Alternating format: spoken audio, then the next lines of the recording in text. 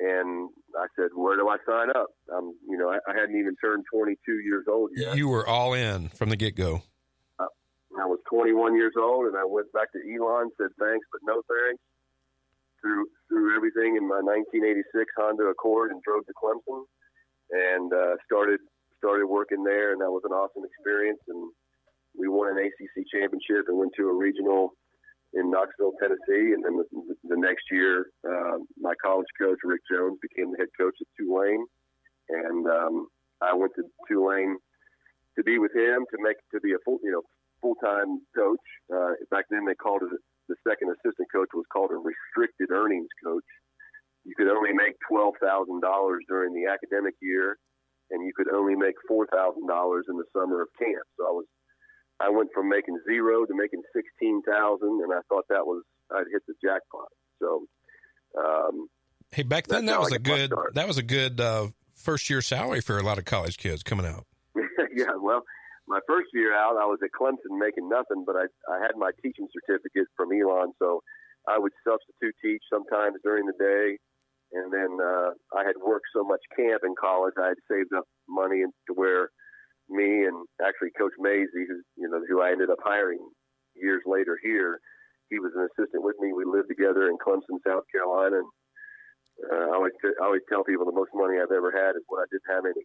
And you don't need much when you're single and 21 or 22 years old and just enjoying being in Clemson and coaching baseball. Coach Schlossnagle, that's a common theme on our show. Everybody we talk to ends up having a mentor that really changed their life and impacted their life. And you've mentioned several coaches early in your career, and now you're doing the same thing.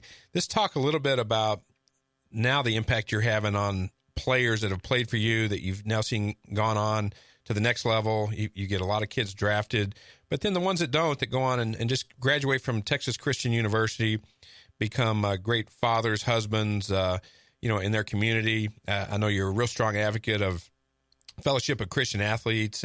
You're strong in your faith. If you could talk to us a little bit about the impact you're having on young men and what that means to you.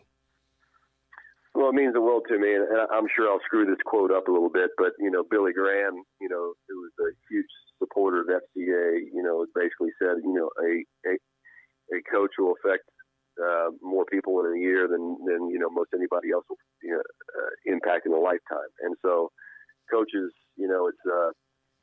it's such a strong word, and it's a word actually, I know in today's world, I believe someone calling you coach is an honor. And I always thought of my coaches as the most dominant people other than my parents in my life. And so a lot of times in today's world, kids don't call their coach, Coach Smith. They'll call him by his first name, or they won't use the word coach. And that's something that I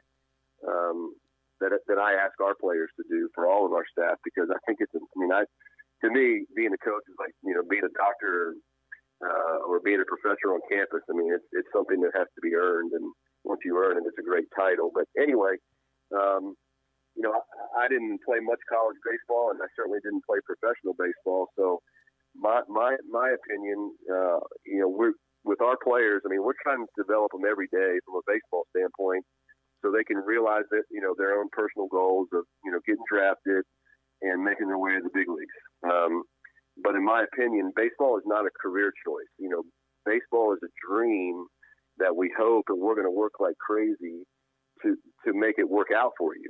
But even if you play in the major leagues, and my pitching coach Kirk Saarloos was one of the best college pitchers of all time, and he signed after his senior year of college and pitched in the big leagues for 7 years. And I think if you ask any kid today, would you take a 7-year big league career today, they would say, of course, that's way more than double the average major league career. But what they don't realize is Kirk Saarloos was finished playing baseball at the age of 30, which sounds like a really old to them, and you and I both know that's really young. And yes. So you're gonna spend, if you're lucky enough to live a full life, you're going to spend way more of your life not as a baseball player than you are as a baseball player.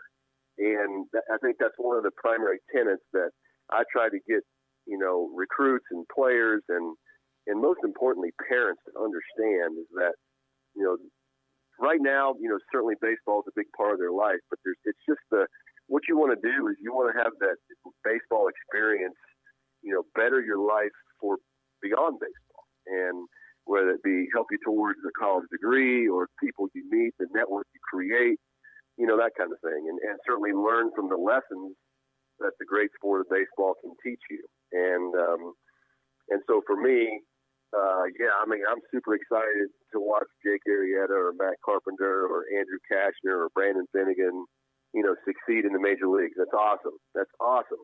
But for every one of those guys, there's 10 guys that didn't make it out of A-ball or didn't get drafted or, whatever. And those guys are just as successful. I had one of my former players in my office yesterday, a guy by the name of Kenny Thompson, who was a senior on my first team here. And he was a part of running 2 election campaigns for President Obama. And I don't care what your politics are, that's impressive. And, he's parlayed that into an incredible career in Washington, D.C., outside of politics. And he's a great husband, and I'm sure he'll be a father soon. And it's just, I'll stick my chest out about Kenny Thompson and the kind of person he's become just as much as I will, Jake Arrieta winning a Cy Young. And that's, I wish parents could somehow, and players, but I don't expect it out of a 17-year-old, but I do expect it out of a 40-year-old parent to keep some perspective as to what all of this is about. And I think it's super important, and I do feel like it's my number one role. My number one job here is to take care of somebody else's child. I mean, that's to make sure they're safe, to make sure they're looked after, to make sure they're challenged, and to make sure, or at least try my best, so that when they leave here, whenever that is, that they're at least as good as, if not in much better position to be successful in life than when they showed up. That's a great message, Coach Schlossnagle.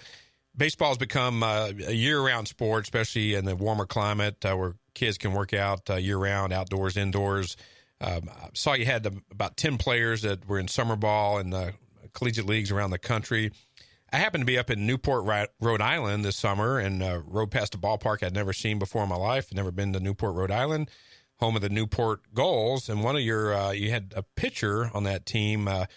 Don't have his name in front of me, but I watched about 4 innings of that game, and one of your TCU ball players was playing with the Newport Gulls this summer.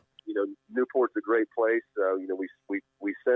We try to send all of our position players off in the summer to play. I think that's important at the college level to get at bats with a wooden bat and play against some of the best players in the country. We don't send that many pitchers off unless the guy hasn't pitched a ton for us and he needs to continue to develop because he didn't get a whole lot of innings in the spring. But yeah, you're probably talking about Russell Smith, left-hander from Midlothian. Big tall kid. Big tall kid too. 6'9", yeah. And Newport, Rhode Island is one of my favorite cities in the country. I love Cape Cod. It's amazing, but Newport, Rhode Island to me is Cape Cod on steroids. It's just it's a neat town, and that little downtown ballpark. Babe Ruth actually played there, and I don't know how, if you stepped inside it, if you noticed one thing about that ballpark is both dugouts are on the same side of the field. So you have a lot of history, there, and the fans are right on the field. It's awesome. I really enjoyed it. Yeah, the fans are right on the field, and the home team dugout and the visiting team dugout are both on the first base side, literally right next to each other. So if you ever empty the benches, you don't have to run too far. You're right there. Well, Coach, it's been awesome. I've got one last question. I know you got to run to some other commitments, but the listeners, that kid that's developing their game, just entering their high school years, wanting to play at the college level, what would you tell a kid that wants to play at TCU or Texas or a JUCO school about preparation in the off season, in the classroom, and to get ready to play at the college level? Well, I mean, that's a big topic, and there's a lot of things that somebody has to do. The number one thing you mentioned was in the classroom, and I say that because the better student you are, the more options you have. The worse student you are, the fewer options you have. And that doesn't mean if you're a below average student that you can't be successful and find your niche in the right college baseball program at whatever level that may be. I guess, kind of what we ask of our players is, I would tell the player you're talking about is become the very best student that you can become. We've had great players here who their very best effort in the classroom, their absolute best effort was a 2.4 or 2.5 GPA. And that is completely fine with me, as long as that's your best. But if your best effort is a 3.6 and we're making 2.4s, then that's a problem. I mean, that's an issue. There's no way you're giving your best effort. So that would be the first thing, because the most disappointing thing as a player, as a coach right now in the recruiting process, especially at a place like TCU, when someone calls me about a player, the first question I'm going to ask is, what kind of student is he? And there's a lot of things that go into that. And then, beyond that, I believe that, baseball is an amazing sport, and you can continue, playing in the spring and playing in the summer is great. But I think you have to make sure you're becoming the very best athlete that you can possibly become. And I think you do that by playing other sports and developing yourself as an athlete. It actually will keep you more healthy.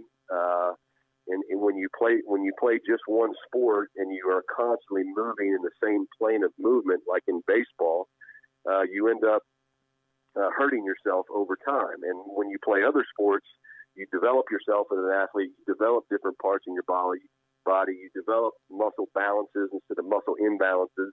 And so I think that's super important. If you're not going to play another sport, then you better train in a way that would, simulate that. And so if you play spring and summer, then maybe you play a little bit of fall baseball every now and then, but you spend more time working on your skills and maybe get in the weight room versus playing nonstop games. And I think if you do those things, then you'll give yourself the best chance, and certainly be a part of a good organization that you're going to play, and coaches or scouts or whatever are going to see you play. And then I always believe if you have specific schools in mind, that you should go attend the camps of those schools. So if you like TCU, come to one of our camps. That's the best way for us to see you. If you like Texas or Baylor or whatever school or Eastfield Junior College, then go to their camp. Go work out for that coach if the rules allow it, and see where it leads you. Coach, one last thing. I know it's near and dear to your heart. The American Baseball Coaches Association makes their annual conference right here in our own backyard at the Gaylord Texan, January 3rd through 6th in Grapevine, Texas. I know the ABCA has been a big part of your career. What can you share with the coaches that tune in about getting involved and coming to the Dallas-Fort Worth area in January 3rd through 6th to participate in that great conference? Well, I think first and foremost, if you're going to be a coach, you owe it to the people that your kids you work with, whether it be in Little League or at Division I baseball and everybody in between. You owe it to become the very best version of yourself. I mean, you owe it to those kids to stay up on, hey, how can I teach this better? If this program's achieving a high level, how are they doing it? Your job is to study that. My job is to study that. And if you don't do that, then you're shortchanging the kids and the people that you're working with. And the best way to be a part of the American Baseball Coaches Association, and it's a great member. I think we have, upwards close to 10,000 members, and that ranges from high school to youth league to Division I to Major League Baseball coaches and everything. And so that convention that'll be here in January is an awesome opportunity to hear the very best coaches at all levels speak, and they have all kinds of. They have a youth portion, they have a high school portion, they have breakout sessions, they have what you call hot stove sessions at night where you can just sit around a room and ask questions and bounce ideas off of each other. And so it's an amazing 4 days. I just think it's almost like your civic duty if you're going to coach to be a part of that organization and support it. And again, help yourself become the very best coach you could possibly become. It was great for me, Coach. I attended my very first ABCA in Indianapolis this past January.